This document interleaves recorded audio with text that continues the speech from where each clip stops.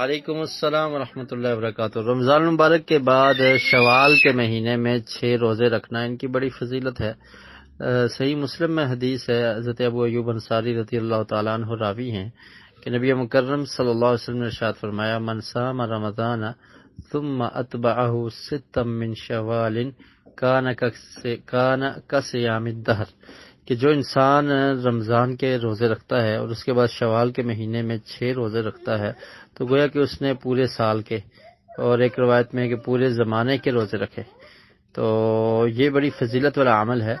لیکن اس کے بعد یعنی یہ سمجھنا کہ 6 روزے مکمل ہوں گے، 7ویں دن پھر عید ہوگی اور اس دن ہم عید کی طرح خوشی منائیں گے، اس کی کوئی حقیقت نہیں ہے۔ عید کا دن مسلمانوں کے لیے عید الفطر یا عید الاضحیٰ 2 ہی ہیں، تو اس طرح 6 روزے مکمل کرنے کے بعد عید منانا اس کی کوئی حقیقت نہیں ہے۔ ویسے اگر آپ کو سویاں یا کوئی چیز کھانے کو جی کر رہا ہے تو 6 روزے مکمل کرنے کے بعد آپ کچھ بھی کھا سکتے ہیں، کوئی حرج نہیں ہے۔ میٹھا کھائیں، پھیکا کھائیں، سلونا کھائیں، نمکین کھائیں، جو بھی کھائیں، کوئی حرج نہیں ہے، لیکن اس طرح سے عید کا دن قرار دینا یہ درست نہیں۔